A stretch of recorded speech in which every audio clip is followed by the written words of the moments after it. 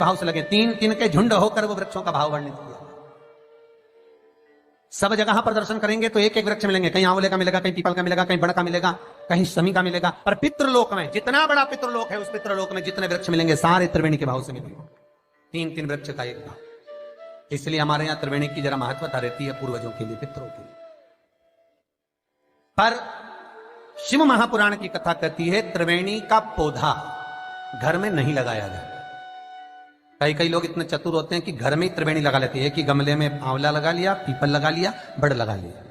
तो ये त्रिवेणी का जो पौधा होता है ये बाहर होना चाहिए, घर के अंदर नहीं होना चाहिए। हाँ, आंवले का पेड़ आप अलग से लगा लो, चल जाएगा। पीपल का पौधा छोटा लगाओगे, थोड़ा समय तक, जब तक पीपल बड़ा ना हो, तुम्हारे सिर पर छाया नहीं हो, तब तक तो आप घर के अंदर लगा सकते हो। पर पीपल बड़ा हो जाए और उसकी छाया आपके सिर पर आने लगे तो उस पीपल को घर में नहीं रखना, उसको बाहर लगाना। आंवले का पौधा आपको बड़ का पौधा छोटा हो, उसकी छाया ना पड़े, तब तक आप पूजन के लिए लगा लो, मना नहीं है। पर बाद में जब छाया सिर पे आने लगे तो बड़ को भी आपको बाहर लगाना पड़ेगा। केवल आंवले का पौधा ऐसा होता है जो घर के अंदर आप लगा सकते हो। शमी का पौधा घर में लगा सकते हो, पर शमी का पौधा भी जब बड़पन में आ जाए, बड़ा हो जाए, तब उसको भी हटाना पड़ता है। शंकर भगवान को जो बेलपत्र चढ़ती है, शमी पत्र चढ़ता है, उसमें बेलपत्र का जो पौधा है वो परमानेंट कितना भी बड़ा हो जाए वो सुख देगा। पर शमी का पौधा भी ज्यादा बड़ा होगा तो वो आपको हटाना पड़ेगा, ले जाकर लगाना पड़ेगा। छोटा है चले, पर निवेदन है कि बड़, पीपल और आंवले की त्रिवेणी आप गमले के अंदर ना बनो।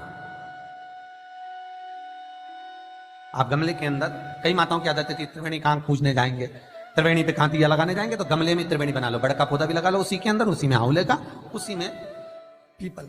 वो शिव महापुराण वर्णन नहीं करती। त्रिवेणी घर में, त्रिवेणी बाहर, त्रिवेणी का पौधा बाहर हो, घर के अंदर नहीं। क्यों? शिव महापुराण की कथा में स्पष्ट कहा गया, जहां त्रिवेणी का पौधा गमले के अंदर होता है वहां उस स्थान पर महाराज कहीं ना कहीं क्लेश का भाव होता है, उस घर में शांति नहीं होती। क्यों? तो उसका भी व्याख्यान गरुड़ पुराण में कहा गया। क्या वर्णन किया गरुड़ पुराण में? कि जब जीव आत्मा को लेकर आया जाता है, सारे सुख दुख सब भोगने के बाद में कुछ समय के लिए उसको पितृलोक में जब लाया जाता है, तब पितृलोक में आने का जो प्रवेश द्वार है, उस द्वार में जब जीवात्मा सारे दुख भोग कर, तकलीफ भोग कर वो जीवात्मा जब प्रवेश करती है तो उसको लगता है कि यहां पर फिर मुझे कहीं तकलीफ का अनुभव होगा, तो वो अंदर प्रवेश नहीं करती है। त्रिवेणी का जो पौधा होता है, उसी पौधे के नीचे वो जीवात्मा कुछ देर विश्राम कर लेती है। इसलिए शिव महापुराण कहती है त्रिवेणी बाहर पूजी जाए, त्रिवेणी बाहर लगाए। पर त्रिवेणी का पौधा घर के अंदर गमले में रहेगा। जीवात्माओं को जैसे दुख का भान होता है तो विश्रांति लेते हैं, तो आहूत, पितर, वासुक, जो प्रेत योनि में भटकने वाले भी जीव होते हैं, वो त्रिवेणी के नीचे कुछ समय के लिए विश्राम लेते हैं। विश्राम महाराज विश्राम। तो शिव महापुराण में और गणेश पुराण के अंदर एक बहुत सुंदर प्रसंग है। गणेश पुराण में जैसे दुर्गा का प्रसंग कहा गया है, कल उस प्रसंग को थोड़ा वर्णन करेंगे गणेश पुराण के, कि कौन सी दुर्गा किस चीज के लिए लाभदायक है। तो गणेश पुराण में शमी के जो पत्ते का वर्णन करा गया, तो उसमें स्पष्ट कहा गणेश पुराण में कि यदि एक लोटा पानी, एक कलश जल, उसमें चंदन घोलकर अक्षत के 5 दाने और पीपल के 2 पत्ते उसमें डालकर शमी के पेड़ के ऊपर उस जल को समर्पित कर कर आप अपनी कामना बोलकर जिस कार्य के लिए जाते हैं, वो कार्य मात्र 3 दिन में सफल हो जाता है। मात्र 3 दिन लगभग। गणेश पुराण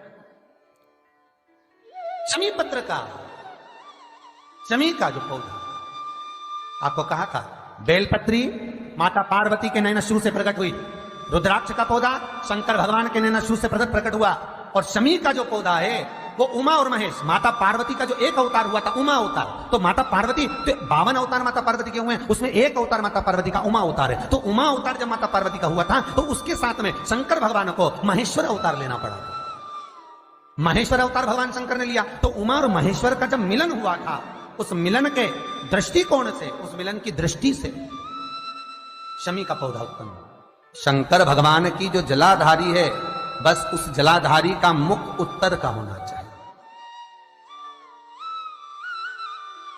घर में भी अगर शंकर भगवान का शिवलिंग रखते हैं अपन, तो शंकर जी की जो जलाधारी का मुख होता है वो उत्तर का होना चाहिए। उत्तर।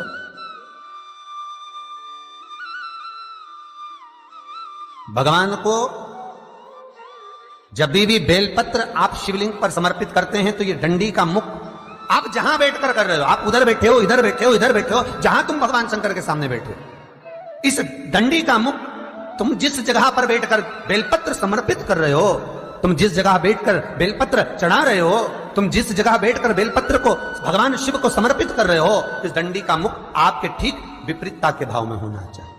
भगवान शंकर को जहां बैठकर चढ़ाओ, डंडी का मुख विपरीतता। महाराज, जब शमी पत्र भगवान शंकर को समर्पित करो तो शमी पत्र की डंडी का भाग आपकी ओर होना चाहिए। बेलपत्र की डंडी विपरीता भाव और शमी पत्र की डंडी का भाव, शमी पत्र की जो डंडी होती उसका भाग अपनी ओर होना चाहिए। यह बटकेश्वर महादेव कोई साधारण नहीं है महाराज। अदालत में केस चल रहा हो, प्रशासनिक कोई परेशानी आ रही हो, कोई एग्जाम निकल नहीं रहा हो, कोई केस अदालत में चल रहा है, नहीं निपट रहा, बड़ के पेड़ के नीचे शिवलिंग का निर्माण करिए और शिवलिंग का निर्माण कर कर, पूजन कर कर, घी का घृत का दिया लगाकर दही चढ़ाइए। उस दही को वापिस हाथ से चम्मच में निकाल लीजिए। उस दही को रख लो, शिव जी की पूजन अर्चना कर कर भगवान भोलेनाथ के शिवलिंग का विसर्जन कर दिया। दही जो चम्मच में निकाला है उसको एक रुमाल में लगा लीजिए, चाहे स्वस्तिक बना लो, चाहे छापा लगा लो, बिंदी लगा लो। उस रुमाल को जिस एग्जाम में बैठ रहे हो उसमें जेब में रखकर ले जाइए। अदालत जा रहे हो तो उसको अपनी जेब में रखकर लेकर जाइए। महाराज, बटकेश्वर महादेव का पूजन, बटकेश्वर महादेव का स्मरण, बटकेश्वर महादेव की आराधना, बटकेश्वर महादेव का नाम जाप, बटकेश्वर महादेव की अर्चना फल दे दे। बटकेश्वर